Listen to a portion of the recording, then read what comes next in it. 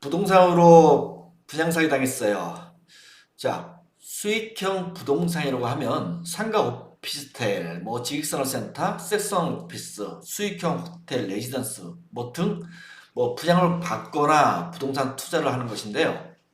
이런 수익형 부동산은 초보자들이 접근하기 만만한 부동산이 아니에요. 초보자들은 용감하게 투자를 하면서 많은 문제들이 발생을 합니다. 자, 그럼 어떤 문제들이 생기는지 확인 한번 해보도록 하죠. 여러분이 의뢰인처럼 될 수도 있습니다. 어떤 내용일까요? 오늘 의뢰인은 부산에서 대기업을 다니는 50대 직장인이고요.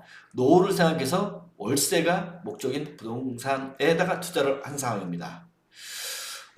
오늘 영상은 누구나 꼭 봐야 할 영상이라고 생각됩니다. 이유는 이 영상을 보고 안 보고에 따라 언젠가 여러분에게 생길 수 있는 위험을 막을 수 있다고 생각이 됩니다.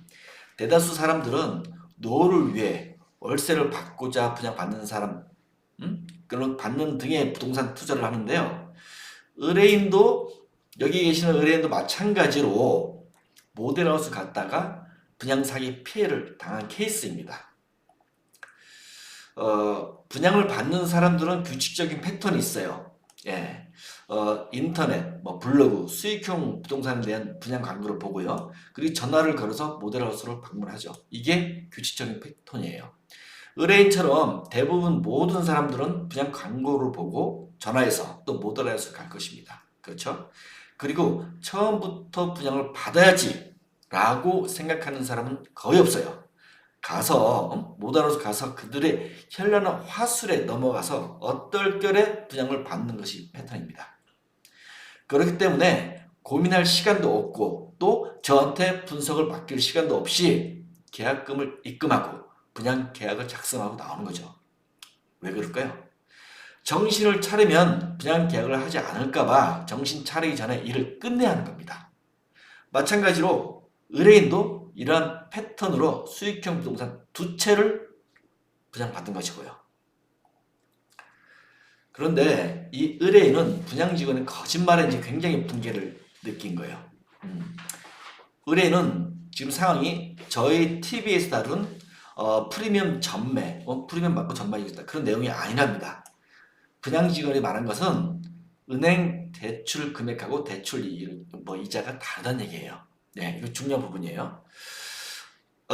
기존 제 영상에서는 전매에 대한 분양 사기건이 많았지만 오늘 내용은 좀 다르다는 영상을 말씀드리고, 의뢰인 말에 따르면은 모델하우스에서 분양 직원이 은행 대출 금액과 대출 이자가 실제와 달리 너무도 많이 부풀려진 거짓말로 계약 해지를 원한다는 그런 컨설팅을 받고 싶다는 내용이에요. 이게 의뢰인이 저한테 준 사연이고요. 내용인즉 이제 간략하게 설명해 드릴게요. 의뢰인은 오피스텔 2채로 5억 원의 계약을 하면서 오피스텔 대출은 보통 60% 나온다는 걸 알고 있어요. 보통. 근데 이 땡땡 오피스텔은 대출이 70%가 나온다는 겁니다. 70% 이상도 나온다는 겁니다. 이자도 새마을금고에서 3.5% 저금리로 나온다고 분양 직원이 말했다고 합니다. 준공 후에요. 그러면서 분양 직원이 확인까지 해보라고 자신 있게 얘기를 해서 혹시나 하는 마음으로 의뢰는 분양 직원이 말한 해당 은행 가서 대출 금액과 대출 이자가 분양 직원 말대로 70%에 3.5% 나오는지 확인해 본 겁니다. 물론 제가 직접 가서 확인을 해보라고 얘기했죠. 부산에 있으니까요. 근데 어떻게 됐을까요? 궁금하시죠? 전부 다 이건 새빨간 거짓말입니다. 거짓말. 자, 왜 그러냐? 어이없게도 해당 은행에서는 의뢰인이 분양받는 오피스텔 이름도 몰라요. 모를 뿐더러 대출 금액과 이자 부분도 처음 듣는다고 오히려 은행 직원이 의뢰인에게 물어봤다고 합니다. 여러분, 공사가 한창 하고 있고 완공이 한참 남아 있으면은 대출 금액, 은행 이자 아무도 몰라요. 왜? 결정된 게 없으니까요.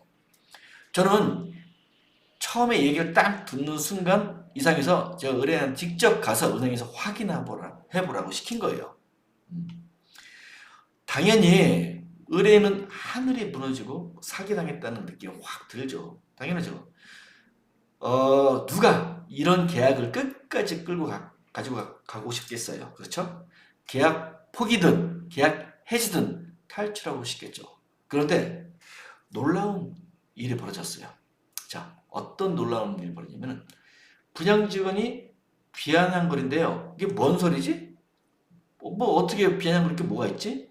분양직원요, 계약서 발행했으니까 땡! 뭐 지 알 바 아니다 이거죠. 분양직원은 의뢰인한테 이미 분양계약서를 작성했는데 뭐 어쩌라는 거예요. 예? 화장실 갈 때랑 나올 때랑 다르다는 표현이 이 상황에서 딱 맞는 거죠. 그러면서 해지는 절대로 불가하다는 입장으로 오히려 의뢰인한테 법으로 가자고 하는 겁니다. 예? 분양직원 지가 뭔데 의뢰인한테 또 연체료까지 물릴 거라고 협박까지 했어요. 그리고 계약 잔금 3천만 원을 남아있는 게 3천만 원인가 봐요. 그 마저 넣을 수 없을 거라고. 정확하게 다시 한번 설명드릴게요. 계약금 잔금 못날 3천만 원을 넣을 수밖에 없을 거라고 비아냥거리까지 한 거예요. 네가 그럼 뭐해? 어차피 니는 3천만 원 넣을 수밖에 없어. 잔금 넣을 수밖에 없어. 이렇게 비아냥거린 거예요. 자, 여러분 같으면 이 상황에서 어떻게 하실 거예요? 열불 나죠. 예? 저하고 관계된 분양 팀장, 분양 본부장, 그리고 분양 대행사 대표 중에서도 이런 쓰레기들은 없어요. 저도 이런 쓰레기하고도 절대 상종하지 않거든요.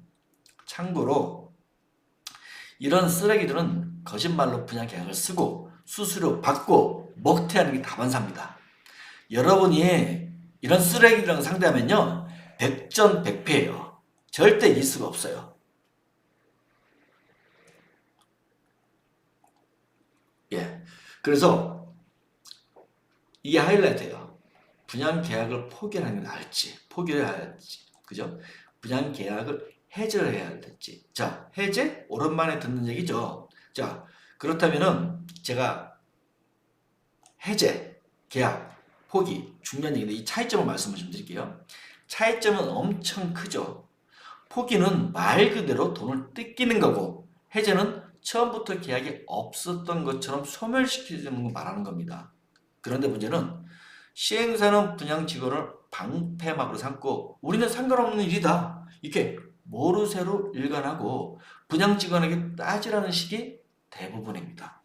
아무튼 의뢰인 결말을 말씀드릴게요. 의뢰인은 분양계약 해제로 깔끔하게 정리됐어요. 어떻게 됐냐고요? 그건 저만의 노하우라 오픈할 수 없고 오픈해줘도 여러분 할 수 없어요. 그냥 제 인맥으로 잘 정리됐다라고 생각하시면 됩니다. 물론 뭐 그 코치도 해줬죠. 그게 저희가 컨설팅하는 부분 중에 하나니까요. 여러분, 분양 사기를 당한 사람들, 당한 사람 마음 고생 엄청 심해요. 그 마음은 제가 그 누구보다 잘 압니다. 그래서 피 같은 내 돈을 날리기 전에 할 수 있는 건 다 해보세요. 네, 다 해보세요. 아무것도 안 하고 가만히 있지 마시고요. 물론 처음부터 잘못된 투자를 피하는 것이 최고의 선택입니다. 요거 꼭 기억하시고요. 오늘 영상 여기까지 하겠습니다.